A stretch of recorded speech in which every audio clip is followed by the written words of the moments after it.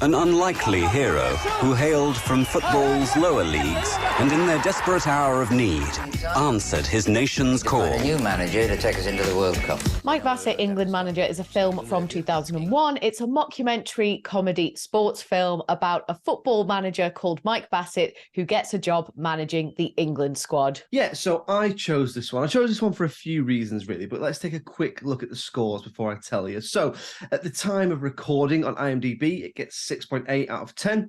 The audience over on Rotten Tomatoes give it 76%, and the critics on Rotten Tomatoes give it 40%, which averages out around 61%. So I think this is quite underrated based on that score. I particularly think the critics are quite harsh on it, and I was interested to know, a little bit of an experiment, really. I was interested to know, can you like this film, or can you get a lot out of this film if you have no interest in football? Had you seen it before? And if not, what did you think?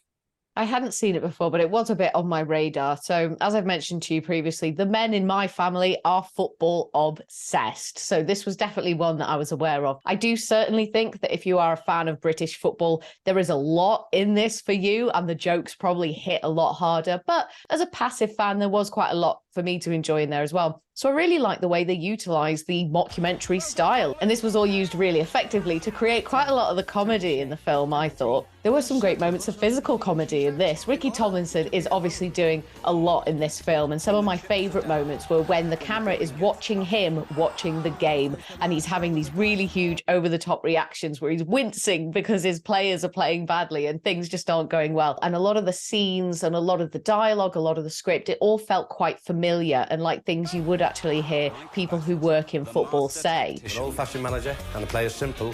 4-4-2. 3-5-1-1. 3-1-2-1-2-1 formation. There's probably no doubt that liking football really enriches the comedy in this film for you. It's a really good parody of things like the way footballers and managers talk after the game. It makes a lot of good points about the way the press treat football and football managers and the England team and stuff like that. There's bits in it, particularly towards the end, where you're seeing how all the stress and how all the pressure has really got to Mike. And I think that he does a really good job of making him feel likeable and relatable, and you want to see him succeed. I did note that a lot of the jokes in this are self-contained gags. They aren't things that propel the story along. They don't really develop the characters at all. So it feels a lot like the gags were written separate of the film and then just kind of shoehorned in then. I also don't think that you would enjoy this film as much if you weren't a football fan. Looking at those scores then, I'm interested to know, is 6 out of 10, 61%, that sort of area? Is it harsh? Is it underrated? What do you think?